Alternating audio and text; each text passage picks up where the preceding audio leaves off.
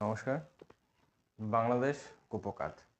আপনারা সবাই দেখেছেন যে ক্রিকেটে বিশেষ করে এখন যে বাংলাদেশ এবং ভারতবর্ষের মধ্যে যে রাজনৈতিক পরিস্থিতি তৈরি হয়েছে, সেখানে সব কিছুতেই তাদের ইউটিউবাররা, তাদের সোশ্যাল মিডিয়া যারা অ্যাকাউন্ট গ্রহণকারী নেটিজনরা আছেন, তারা সবসময়ের জন্য, বেশিরভাগ, সবাই নয়, তবে বেশিরভাগ ক্ষেত্রেই দেখছি ভারতকে নিচু করার বা ভারতকে ছোট করার চেষ্টা করছে। বিশেষ করে ক্রিকেটের যদি ভারত বাংলাদেশের কাছে খারাপ রেজাল্ট করে, তো সেক্ষেত্রে বিশালভাবে ক্রিটিসিজম দেখেছি ওদের ফেসবুকে যারা অ্যাকাউন্ট গ্রহণকারী তারা করে থাকে। বিভিন্ন রকম ইউটিউবার আছে যারা বিভিন্ন রকমভাবে ভারতকে ছোট করার চেষ্টা করছে, বিভিন্ন রকমভাবে। কিন্তু এদিকে দেখা যাচ্ছে বাংলাদেশ ভালো খেলতে পারছে না। বাংলাদেশের একজন সমর্থক, সে কানপুরে অ্যাক্টিং করছে, সে অসুস্থ হয়ে গেছে, অথচ সে বলছে যে আমরা ভারতীয় সমর্থক নাকি তাকে ধরে মেরেছে। কিন্তু সিসিটিভি ফুটেজে দেখা যাচ্ছে যে সেখানে তিনি মাঠে ঢোকার আগেই অসুস্থ হয়ে গেছেন। তাকে পুলিশ উদ্ধার করে হসপিটাল নিয়ে গেছেন এবং পরে তিনি তার বয়ানও পরিবর্তন করেছে যে না, আমাকে কেউ মারেনি, আমি একা একাই অসুস্থ হয়ে গেছি। তো এইসবই চলছে।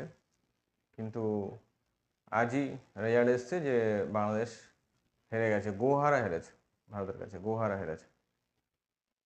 ভারতের এই ব্যাটিং এবং বোলিং এত সুন্দর উপস্থাপন করেছে যে ভারতীয় প্লেয়াররা, যে বাংলাদেশ বেশিক্ষণ টিকতেই পারেনি। ভারতের যে প্ল্যানিং সেটা বুঝতে বাংলাদেশের এখনও মনে হয় যত সম্ভব 100 বছর সময় লাগবে।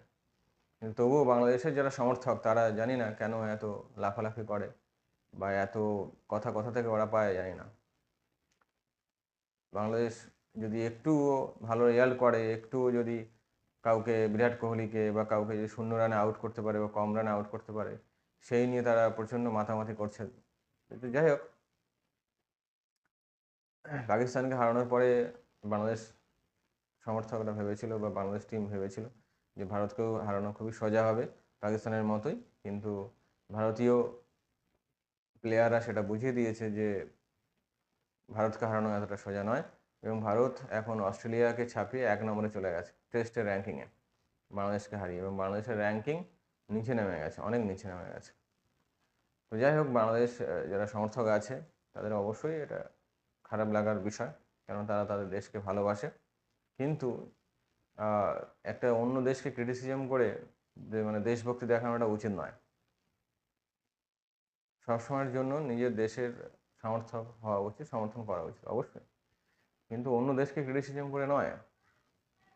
ভারতীয় অনেক ব্লগার আছে যারা বাংলাদেশকে ক্রিটিসিজম করতে চায় না, ইচ্ছা করলে অনেক ক্রিটিসিজম করতে পারে, কিন্তু চায় না। কিন্তু বাংলাদেশ ব্লগারদের জন্য, ভারতীয় যারা ব্লগার আছে, সোশ্যাল মিডিয়া অ্যাকাউন্ট গ্রহণকারী আছে, নেটিজনরা আছে, তারা বলতে বাধ্য হয়।